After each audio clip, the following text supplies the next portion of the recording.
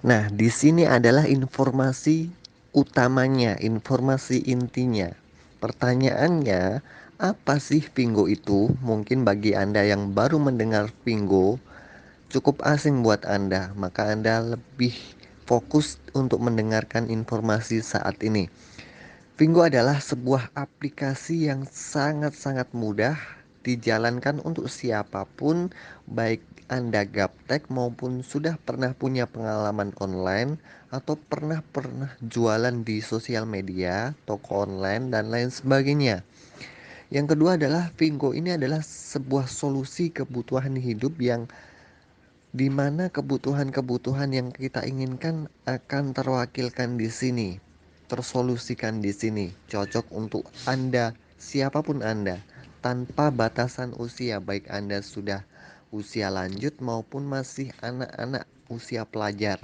Jadi, ini adalah aplikasi yang bisa dijalankan oleh siapapun dan mudah diterapkan dalam kondisi apapun. Berbicara tentang Pingo, siapa sih kira-kira founder Pingo ini? Pingo ini didirikan oleh para profesional ex Alibaba.com, yaitu e-commerce milik Jack Ma. Yang dididik langsung, mereka dididik langsung oleh Jack Ma. Yang pertama adalah Jack Yi sebagai CEO Pingo, Messi Wang dan Yun Dong Liu. Nah, bertiga ini adalah didikan eh, selama beberapa belas tahun di perusahaan Alibaba.com atau e-commerce toko online Alibaba milik Jack Ma. Dan tahukah Anda bahwa Pingo ini adalah perusahaan yang sangat besar, yang sangat dipandang oleh e-commerce internasional. Salah satunya adalah dari Shushin Capital. Shushin Capital ini adalah perusahaan yang berfokus mensupport di dunia e-commerce. Salah satu informasinya adalah di Indonesia banyak sekali toko online atau e-commerce di Indonesia yang sudah disupport oleh Sushin Capital. Nah, Sushin Capital sendiri telah berinvestasi dan mensupport Vingo dengan dana senilai 100 juta yuan. Kalau dalam rupiah bisa kita takar dengan nilai 225 miliar rupiah. Sehingga kita yang mengembangkan Pingo dalam masa curi start yang belum launching di Indonesia ini dengan sangat mudah, aman, dan sangat-sangat menguntungkan untuk kita semuanya. Dan perlu diperhatikan sekali lagi, saya tekankan sekali lagi, Vingo di Indonesia adalah masa curi start. Jadi Vingo belum launching di Indonesia. Ada waktunya Vingo launching di Indonesia yang dipikirkan oleh manajemen. Jadi kondisi saat ini adalah kondisi di mana Vingo belum ada legalitas, belum bahasa Indonesia, harganya belum pakai harga Indonesia, belum bisa belanja reguler atau belanja seperti pada umumnya kita belanja di toko online lainnya. Upgrade sebagai PS atau keagenan di Vingo dibantu oleh mentor atau leader Anda. Withdraw pun dibantu oleh mentor Anda atau leader Anda yang ada di Malaysia. Seperti itu. Jadi momentum saat ini adalah momentum di mana kita bisa mengembangkan bisnis keagenan Vingonya. Seperti itu. Jadi ketika kita bisa menjalankan semaksimal mungkin bisnis ini di masa curi start, maka nanti setelah selesai launching, setelah launching Pingo di Indonesia, kita hanya tinggal menerima omset masuk saja karena kita sudah kerjakan dan rintis sebelum launching seperti itu. Dan kira-kira kapan sih Pingo launching di Indonesia? Nah, di sini saya akan memberikan gambarannya, tahap-tahapannya Pingo launching di Indonesia. Perkiraan pada bulan Juli itu Vingo atau manajemen Vingo pusat mencari CEO dan manajemen Vingo untuk official di Indonesia, kantor di Indonesia. Setelah itu, di bulan Agustusnya adalah pengurusan dan pelengkapan legalitas-legalitas Vingo atau pendukung e-commerce Vingo di Indonesia. Selanjutnya dilanjutkan dengan kepengurusan payment gateway, pembayaran-pembayaran local bank, virtual bank, dan lain sebagainya. Dan penempatan gudang Vingo di Indonesia di mana aja nanti akan dipikirkan dengan perkiraan waktu bulan September. Dan pada bulan berikutnya yaitu bulan Oktober itu akan ada persiapan IT dan penyempurnaan aplikasi Vingo dengan rincian adalah bahasanya disesuaikan dengan Indonesia, harganya disesuaikan dengan Indonesia, dan produk-produk lokal mulai dikerjasamakan di Vingo seperti itu. Dan prediksi launching di Indonesia antara bulan November dan Desember. Ini adalah prediksi kita para leader di Indonesia. Sekali lagi, untuk ketentuan tanggalnya yang hanya bisa menentukan adalah manajemen. Kita hanya menerima sebuah informasi. Semakin kita bisa maksimalkan pengembangan bisnis Vingo di Indonesia ini sebelum launching, semakin besar peluang kita untuk mendapatkan income yang sangat-sangat luar biasa nanti setelah launching.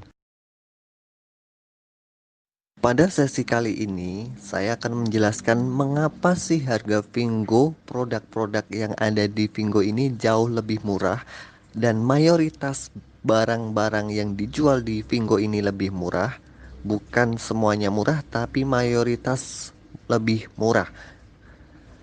Dan kenapa sih Vingo bisa memberikan komisi yang cukup besar kepada para afiliatnya atau kepada para agennya baik PS, AM ataupun AT? Mari kita simak gambaran berikut ini. Ini adalah gambaran yang dimana jalur yang paling atas itu adalah e-commerce pada umumnya. Yaitu gambarannya seperti ini. Rata-rata produk atau barang dari produsen atau perusahaan pabrik itu melalui biaya periklanan dulu. Mereka iklankan di televisi, mereka iklankan di Google AdSense dan lain sebagainya. Sehingga melalui perantara biaya iklan tersebut harganya mulai naik. Kemudian ada yang namanya distributor. Nah, barang-barang melalui distributor dari pihak distributor pun akan mencari keuntungan sehingga harganya mulai naik. Di situ disebarkan kepada agen-agen atau pemasar produk tersebut. Kemudian di situ juga harganya akan naik lagi. Nah, setelah itu barulah masuk ke toko online pada umumnya. Nah, di dalam toko online tersebut harganya sudah mulai naik tinggi, barangnya pun tidak dijamin cacat atau tidaknya, tergores atau tidaknya, sehingga barang sampai di konsumen harganya rata-rata sudah tinggi. Barangnya rata-rata tidak dijamin original ataupun masih sempurna. Berbeda dengan Vingo yang ada di jalur bawah ini, yaitu e-commerce Vingo, produk dan barang langsung dari pabrik, produsen ataupun perusahaan yang langsung kepada Vingo sehingga Vingo menyediakan program afiliat atau periklanan yang dilakukan oleh pembelanjanya sendiri dan menyediakan gudangnya untuk distribusi barang-barang tersebut kepada para pembelanjanya. Jadi semuanya sudah dilakukan langsung oleh Vingo. Di situ harga masuk ke konsumen relatif jauh lebih murah dibandingkan pola pertama di atas tadi yang dijalankan oleh toko online pada umumnya. Sedangkan Vingo juga bisa memberikan komisi yang lebih besar. Nah, kesimpulannya adalah dengan pola Vingo seperti ini, produk-produk yang dikeluarkan oleh perusahaan ataupun oleh produsen itu jauh lebih banyak terjual. Dan dari sisi konsumen, pembelanja pun menjadi sebuah hobi yang menguntungkan. Nah, sehingga cashback yang diterima oleh pembelanja bisa 10% sampai 15,6%. Seperti itu.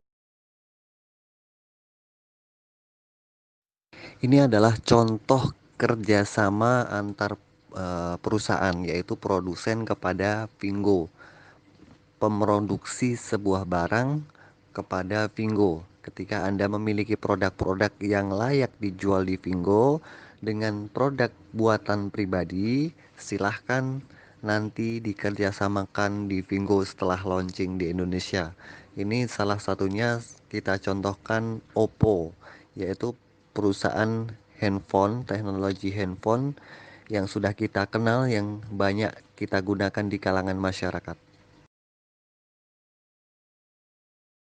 Ini adalah gambaran warehouse ataupun gudang yang ada di China, di pusat, ya, pusatnya di China.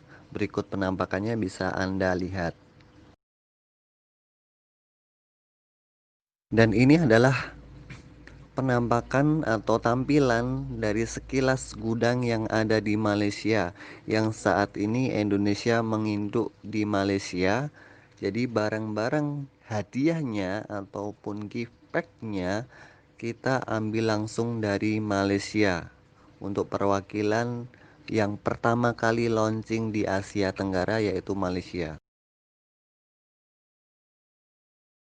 Ini adalah beberapa perbandingan harga produk-produk yang nilainya lebih tinggi, yang cukup tinggi, di atas 1 juta rupiah rata-rata. Itu harganya jauh lebih murah dibanding toko online pada umumnya. Bisa Anda lihat tampilan-tampilan gambar di atas.